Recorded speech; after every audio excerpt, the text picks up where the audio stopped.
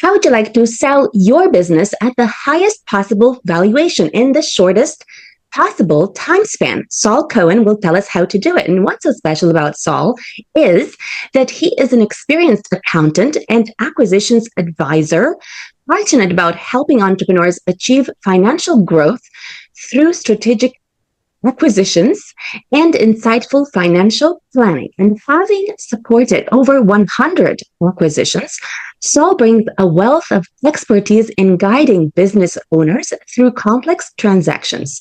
So, Saul, tell us more about what is required for a business to sell at the highest possible valuation in the shortest possible time span. Okay. Welcome to Awakened Titans podcast with Lily Patrascu. Mind-blowing conversations with influential business titans sharing how you can manifest abundance, love, joy, success through quantum awakening, quantum manifestation, quantum healing, quantum miracles, exponential business growth, and innovative products and services. Okay, so let's start at the beginning. So I think most businesses, when they are looking to sell, so let's say we've got a successful business owner who's run a business for 25, maybe 30 years. They're looking for an exit. I think that in most cases, they don't really appreciate, how little their business is actually worth as an asset. Because quite honestly, it's been fantastic for them and it's been an incredible asset to them, and probably provided a fantastic income to them over many years. But what they are missing is this piece in terms of, well, what is it worth to a third party? And I think that normally, as a result of that, what ends up happening is that either a business is sold for a really small amount of money, or actually the business just closes. And I think it's 80% of businesses never sell.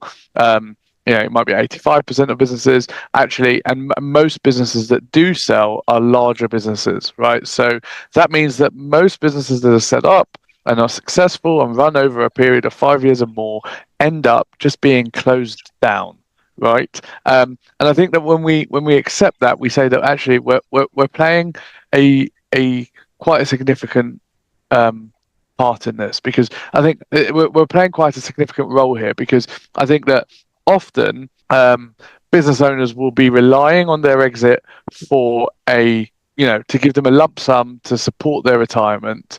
And what we want to do is make sure that number is as high as it can be in whatever time frame we've got. So it can take a while to sell a business, but we want to do that as quickly as possible. Thank you. Tell us more about why does a business, why does, you can say 80 to 80% businesses, why do they not sell? What are you could say the mistakes that entrepreneurs make when it comes to selling their business that prevent them from actually selling after, working so hard and creating a good income, perhaps for their family for 5 years to 20 years? Yeah. Look, I think it's a fantastic question, because it sounds almost illogical. Why wouldn't this business sell? And I think it comes down to a really specific point, in that most people, when they build a business, are actually building a lifestyle business that is essentially a very high paying job.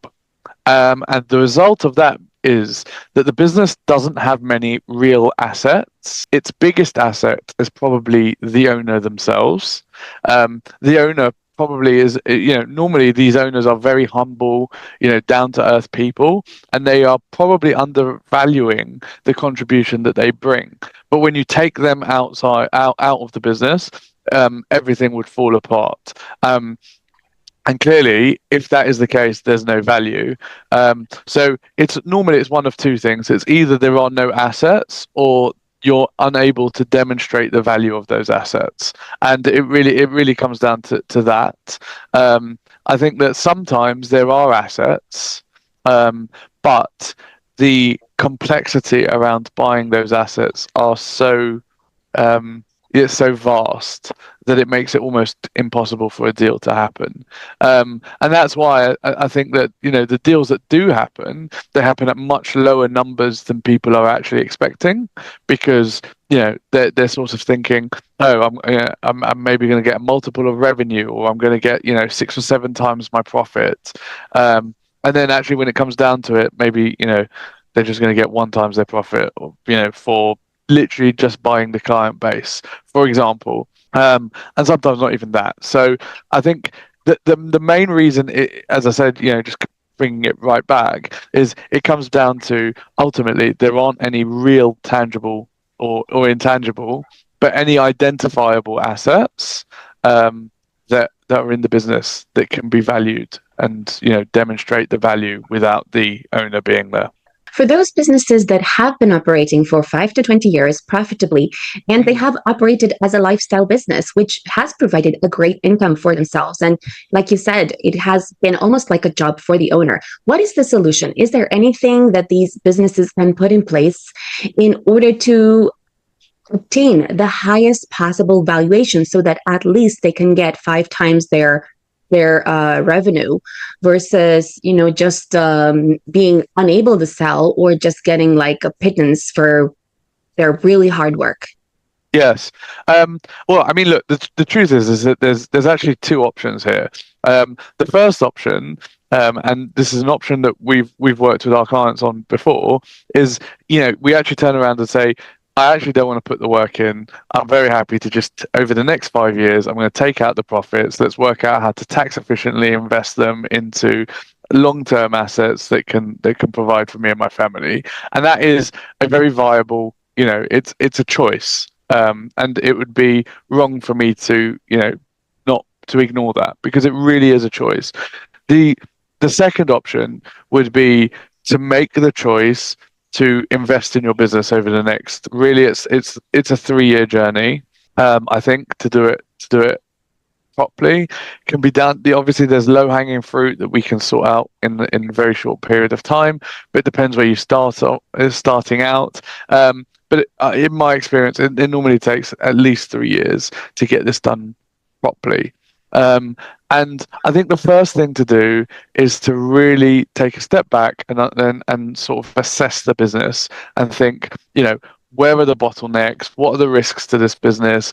Can I start presenting, can I start thinking of my business as an investor might? And I think that's really hard for people to do, because they normally, business owners, I mean, we all fall for it, right? We get so wrapped up in the day to day that it's hard for us to take a step back and look from above and think, well, what's the next logical step in this business? What's this business worth? What would an investor advise? We can normally be very good at doing that for our friends and other investors and other business owners that we might know, but we're terrible at doing it for our own businesses. And so actually take the first step I always advise, my business advisor advised it to me, and I think it's fantastic. It's you take one day a month out of the business to reflect on what is the business, what is it doing, how would an investor view my business, what would they think are the risks, what would they be concerned about, how much would I pay for this, what return on my investment would I expect. And I think that if you can answer those questions honestly, normally that is in of itself quite enlightening. The next thing I do is make sure the finances are right, get the finance team to be done, nice and clear. And then the third thing is, just general, we work on the processes one step at a time to make sure that the owner is removed, at least from the day-to-day. There's a sensible second-tier management who can run and operate the business effectively. Thank you. Tell us about the businesses that are doing everything right to not only sell at 5 times the revenue, but I think in some cases I've seen, like, for example, recently I've seen one guy who sold his business for 80 million in 6 months because he's using AI. And I'm sure that's like a very isolated case. But I'm wondering about, what do these businesses do that are able to sell at 2.0 times their effort. Okay, so I think, well, look, actually, I think first of all, that those cases, as you mentioned, right, those cases, they are the exception and not the rule. And I think that what ends up happening is everyone sort of gets those big numbers into their head and it gets sort of absorbed into them. Actually, at the smaller end, and when I say smaller end, I mean 100K to 200K EBITDA. The multiple is maybe on a good, well-run business at that size. The multiple is below 3, right? 3.5 is the maximum really that you would sort of see in that case. There are, of course, exceptions. And the exception is always because there is a particular asset that has a very demonstrable value that I know and I really highly value in this business. So, for example, if you look at Tesla, right? Tesla's share price and the value of the business is infinitely higher than Tesla's income currently. And the reason is because the market has looked at what Tesla's done and it said that Tesla has created particular assets in the terms of the technology that has been developed, the batteries. Originally it was the AI, driving intelligence, but now really it's the batteries. Yeah, that we look at this business and say, this technology is so valuable. It's going to be leveraged over the course of the next 10 years, and it's really going to generate significant income, positive income into that company. And generally, when share prices fall or valuations fall, it's because of the fact that our impression of those assets and the income generating power of those assets has changed in a negative way, and we're now thinking actually those batteries might be really valuable, but they're not as valuable as we thought before. And that's why you see really big share prices in big corporate companies. But actually the truth is that it works in a similar way for smaller businesses, right? So the company that you're talking about, they will have developed a particular competitive advantage that no one else in the industry has. They would have created something that is incredibly unique, right? So an acquirer would look at this business and think, if I buy this business, I'm going to be able to generate higher profits than everyone else in the industry, and therefore I'm going to be able to dominate, which means that this business is now more valuable than every other business in the industry. And that's why it's really rare to get those kind of multiples. For most business owners, their best case scenario would be sort of a 3 to 5 times multiple exit. And the reason why that is the case is because they have a small niche in which they're operating in. They're well respected in their niche. They have a nice area of influence. It's a tidy business and it generates consistent, positive, and reasonably risk-free cash flow. If we can demonstrate that to an acquirer, then to the extent that we can demonstrate to the acquirer that the business is low risk, the acquirer will pay a higher multiple because they're less concerned about getting a higher return on investment, right? So always an inverse relationship between return on investment and risk. The lower the risk, the more I'm willing to put in and only get a small number. I'm happy to get paid over a longer period of time because I'm less concerned about the risk in this business. Thank you. For those companies that are very likely to be sold at a really good price, what are the types of things that business owners put in place that kind of like excite you when you're thinking, wow, this guy is really doing or this girl's doing a really great job at this? What are the kind of things that they tend to do that are a really great step towards getting sold, aside from everything you said? Yeah, so I think it's being able to demonstrate the maturity of management, and to be able to demonstrate that the people are So acquisitions, actually, before it's about finance, is about people. First and foremost, acquisitions are always about people. People make acquisitions and people break acquisitions. And if you can demonstrate that you have a team who are mature enough to run your business with a small amount of guidance and actually run that business in a sensible and intelligent way, then any acquirer is going to look at your business and be like, wow, I'm buying this business. I want this team. They're going to be fantastic, and they just need a little bit of guidance. And in terms of how that shows up, it will be that generally they always have management accounts that are reviewed, and they always have they know their metrics and their targets, and they might have different words for them, OKRs and KPIs and all different funny lingo. But ultimately, what they're doing is they are tracking the numbers in the business.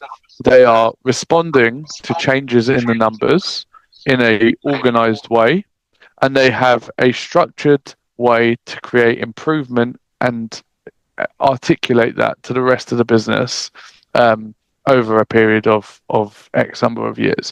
So ultimately, if you can demonstrate that management is doing that, i.e. reviewing performance and making changes or making decisions, rather, because not always needs change, sometimes we need to wait, but making sensible decisions based on the data being provided has a good method for making decisions, and a good way to demonstrate that throughout the business, then really it just becomes about culture and all the other really great important things. But ultimately, that demonstrates that the business is being really well run, and is an asset in of itself. Thank you. Tell us 3 case studies of businesses you've worked with where, let's say, they were doing very well, and then you've implemented certain steps for them where that has led to a higher valuation over the short to longer term. Yep. And tell us about the results that this has had in terms of, like, were they able to sell their business quickly and how long it took, and any details you can give us about, like, some successful case studies. Yep. Okay. Cool. So obviously, there's quite a lot. We've done quite a number of acquisitions. I mean, one that pops to mind is a few years ago we were working with a care home. And the care home was doing really well, maybe making about £300,000 in profits per year. Doing actually really well run business, but the accounts in the care home was disastrous. Actually, it was a mess all over the place. They had the bookkeeper that was in there basically was found to be incompetent. I think there was an issue of fraud when they came into us.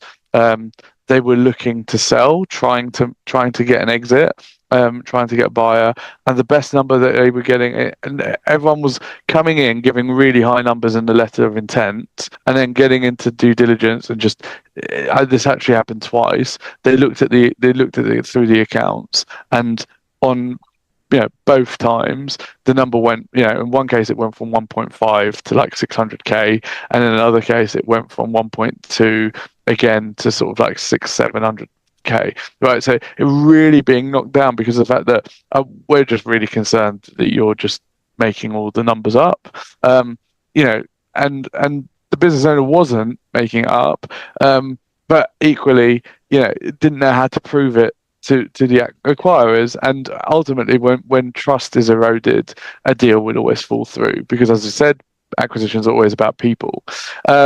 So look, they came to us actually around that time, around the deal happening, and they were looking for a new accountant because of fraud, etc. And so we came in. Literally, our thing was, let's just tidy up and make sure you've got regular management accounts. Ideally I'd love to have done it monthly, but in this case we just did it quarterly. Let's make sure something is better than nothing. Let's just take one step, the next logical step.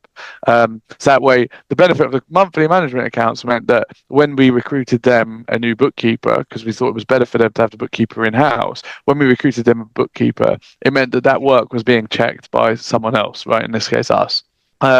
Actually, this time when they sold it. Well, they currently have an offer for 4.3 times multiple. Their revenue's gone up slightly, so the acquisition is probably going to go for around 1.6. And that's in the latter stages of that deal, and it looks like it's going to complete in the next couple of weeks or so. So obviously that's quite a big deal, right? Because first of all, the 1.6 is a bigger offer than anyone's came up with previously. Second of all, it's actually significantly higher than the 600k that was essentially being offered after due diligence in the other cases. So it's more than doubled the value of the business, just by making that one change. We didn't change anything else about the business. We literally just increased, made sure that they had regular management accounting and that it was up to date and accurate. Thank you. Yeah, yeah. Yeah, tell us more. Tell us two more case studies of businesses you've worked with where you improved their profits by selling the business.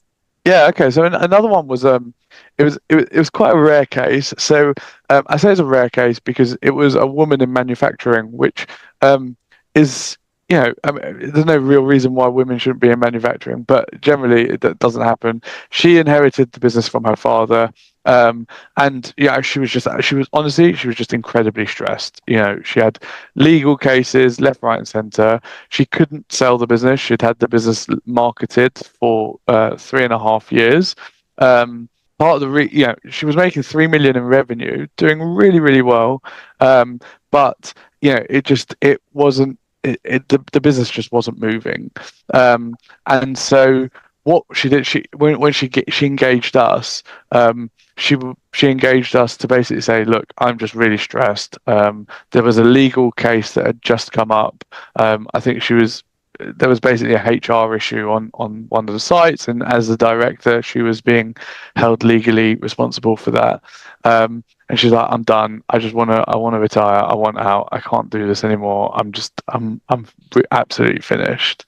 And actually, in her case, what we did was we looked at her management team and look to see who in the business could we promote, who could we move. Let's move her out of the day to day.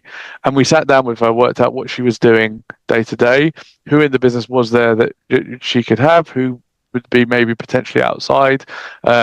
As it turns out, the floor manager was a perfect idea of an MD, but she didn't want to have only an MD. She wanted to have someone else as well from outside.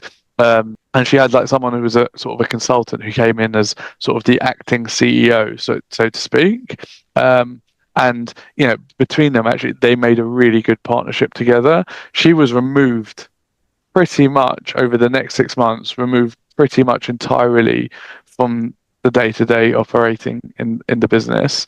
The business actually grew in the next 2 years by 1.5 million as well, partly because of new energy and new strides. And it sold a year later for 2.5 million, which again, fantastic. It wasn't selling before, and it basically got snapped up in the next year. And it's, again, in this case, it was very simply, all we did was just remove her from the operations, and we did that job for the seller, so that the seller didn't have to see it. Do you know what it's like? It's like, when you sell a house, and the house is a mess and it needs painting and it's whatever. Any buyer coming in, it's much harder for them to see the potential of this business, or of the house, sorry.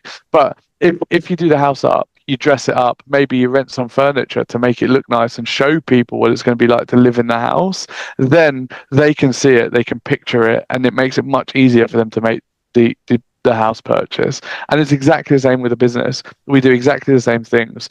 Instead of making the acquirer, the investor, look and see, where is the business, how could I run it, how could I make this successful, we do it for them. And the more we do it for them, the more they're willing to pay, because it's easier for them to picture the success of this business. Thank you. Tell us your third case study of a business you've worked with where you improved their profits in terms of selling the business. Okay, so the last one, what would be a good one? So look, again, so actually this one was similar. So it's electrical. It's actually more engineering. So it's electrical engineering. They used to make specific type of electrical pump. Really niche, really great product, really great business. The problem in that business was actually just that the processes everywhere was just completely dated. And actually what we did was we were working with the buyer in this case.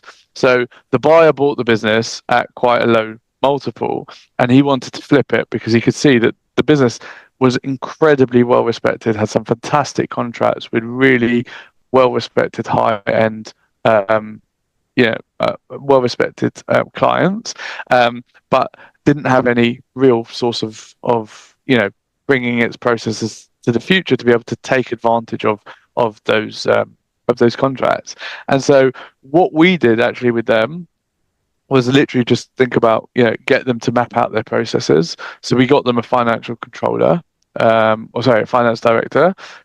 We put the finance director in place, and worked together with the finance director and the managing director. And we basically set up a process management board. And the role of that board was to go through the process in each of the areas of the business throughout operations, back office, everywhere, and try and work out, with obviously the people who are there on the coal face as well, what is the current process and how can we streamline this and bring this to the 21st century, because literally in that case everything was handwritten, paper was flying all over the place, and actually within 3 years we increased the value of that business by 1.5 million, which was, I think, phenomenal. Thank you. Tell us some brief things that entrepreneurs who are thinking of selling their business can put in place right now so that they can increase their valuation. Well, okay, look, so hopefully we've touched on quite a lot throughout this, particularly in the case studies. So I'm hoping that these will be more summary points rather than the new information. But look, I think the first thing will be to make sure that you've got good data and good financial data and controls throughout the business. It's not just about making sure that you're tracking the data, it's about making sure that you can rely on the data that you're tracking and that there's checks in place and that there is, you're thinking about, well, what is the risk of an error and how are we trying to mitigate those risks? I think that's really important.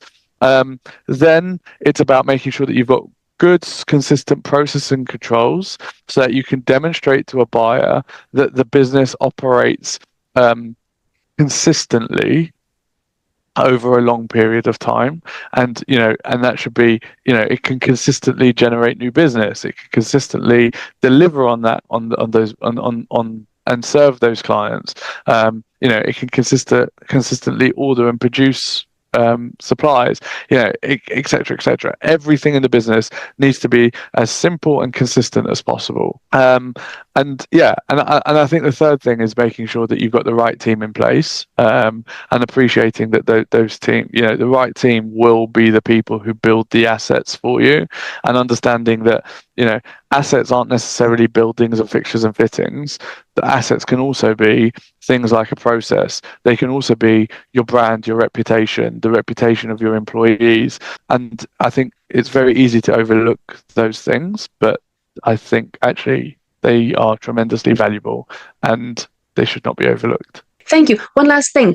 When it comes to the progress of the business, how important is it that the progress of the business happens relatively fast?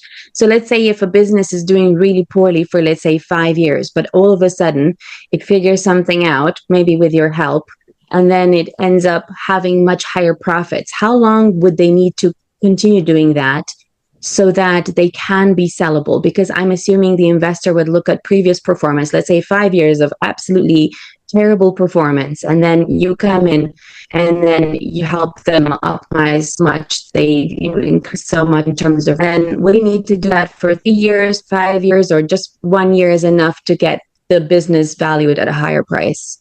Look, normally 3 years is like best case. I think after you can, I think in today's world, 5 years is almost non-existent anymore. I mean, there are some people who still use 5 years. I just think that the world moves so quickly that 5 years tells you very little. I think that 3 years generally tends to be the rule of thumb that people are looking over. Personally, I would look at 12 months. The only benefit in looking at 3 years is to be able to identify those big jumps, because they are important, those big jumps, and you're absolutely right to flag them.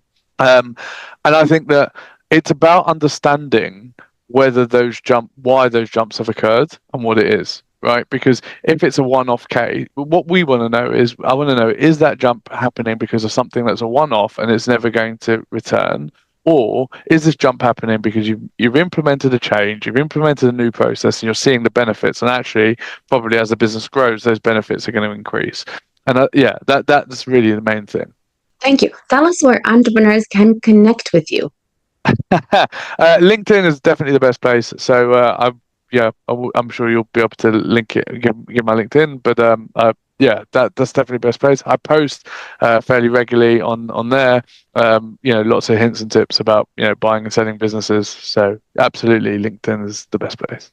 Follow us for more interviews with world's most influential business titans, providing you with the insights to awaken to your full potential, so you can get paid to be yourself, find true happiness, and manifest anything you desire.